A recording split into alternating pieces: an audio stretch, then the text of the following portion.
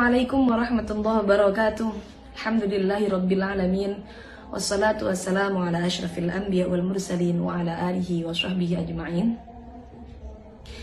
Langsung saja teman-teman, kami dari tim kitab JP3M ingin mengupas tentang bagaimana cara memakai mukena yang benar menurut dengan kaidah madhab Syafi'iyah.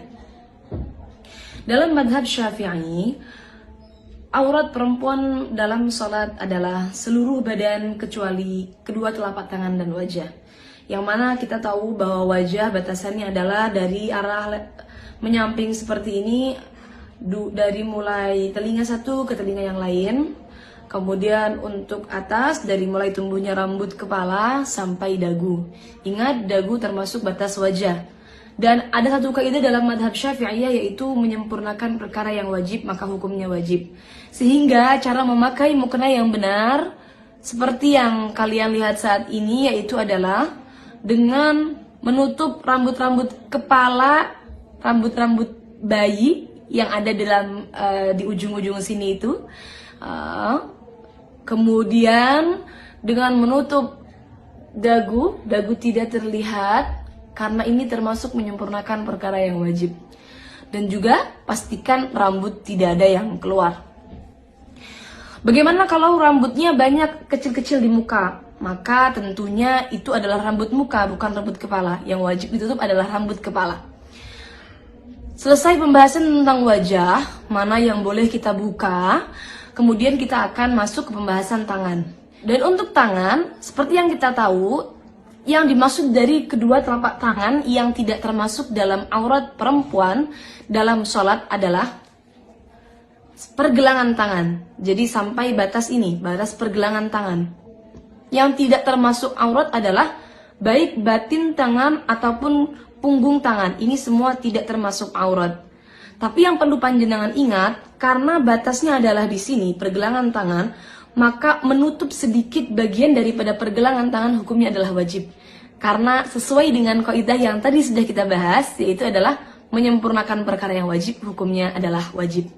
Sehingga teman-teman untuk menutup harus seperti ini.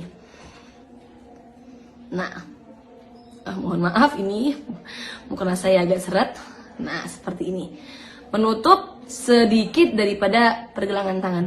Ingat, punggung tangan dan juga telapak tangan ini bukan termasuk bagian dari aurat. Sehingga tidak masalah bila mana punggung tangan terbuka seperti ini. Ini bukan termasuk bagian daripada aurat dalam sholat wanita. Kemudian yang perlu kita bahas selanjutnya adalah benda yang digunakan untuk menutupi aurat atau baju yang digunakan untuk menutupi aurat. Yang digunakan untuk menutupi aurat adalah sesuatu yang bisa menutup warna kulit dalam majelis berbincang-bincang, dalam majelis takhotub. Maka bagaimana batasannya? Apakah nerawang atau tidak? Itu batasannya adalah bila dilihat dalam majelis berbincang-bincang, seperti mungkin dengan jarak saya berbincang dengan teman saya, seberapa urfnya, seberapa biasanya, kok terlihat warna kulitnya, maka berarti belum mencukupi. Tapi kalau tidak terlihat warna kulitnya, maka sudah bisa dikatakan mencukupi. Seperti halnya mungkin mukena yang ada bordirnya, kemudian bordirnya ini agak sedikit menimbulkan bulat-bulat atau bolong-bolong kecil, maka bila mana tidak sampai memperlihatkan warna kulit dalam jarak majelis berbincang-bincang, ini tentunya tidak masalah atau tidak mengganggu keabsahan sholatnya. Dalam artian mukenanya tetap bisa dipakai untuk menutupi aurat dalam sholat. Kemudian yang perlu kita bahas lagi dalam hal menutup aurat dalam sholat adalah hal-hal yang sering terlewatkan. Yang pertama adalah longgarnya mukena, tangan mukena yang dipakai, sehingga ketika longgar, maka ini akan turun sehingga memperlihatkan pergelangan tangan yang tadi, yang mestinya tetap wajib kita tutup ya. Kemudian tidak menutup bagian dagu, biasanya menggunakan mukena seperti ini. Nah, ini memperlihatkan bagian bawah dagu, yang mana ini termasuk aurat dalam sholat. Kemudian kebiasaan yang salah adalah tembusnya rambut-rambut di belakang kepala ini. Karena perempuan biasanya rambutnya panjang, kemudian ketika digulung ke atas, maka rambutnya tembus ke mukenanya sampai keluar. Nah, ini juga perlu diperhatikan, jangan sampai tembus. Teman-teman bisa mengatasi dengan mungkin menggunakan tutup atau ini ikat yang sampai menutup bagian belakang, atau dengan menggunakan tutup lagi di luar mukenanya. Jadi pastikan jangan sampai terlihat dari belakang.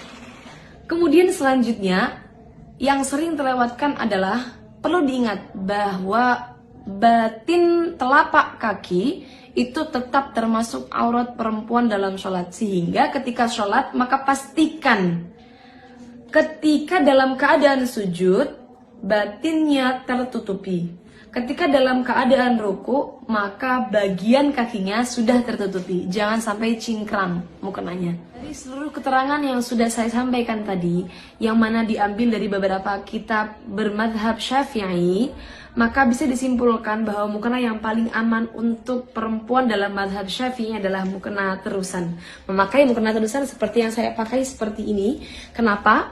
Karena ini akan menutupi aurat perempuan dari arah-arah yang wajib ditutup, yaitu dari arah atas, samping, dan juga menutup bagian bawah telapak kaki. Karena telapak kaki termasuk dalam aurat wanita.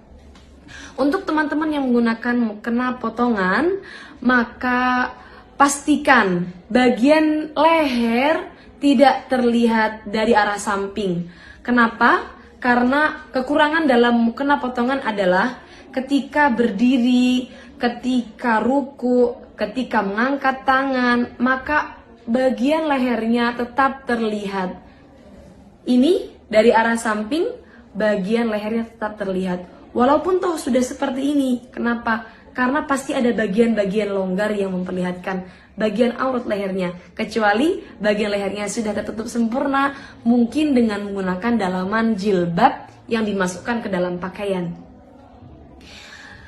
Sekian dari kami, kurang lebihnya mohon maaf. Wassalamualaikum warahmatullahi wabarakatuh.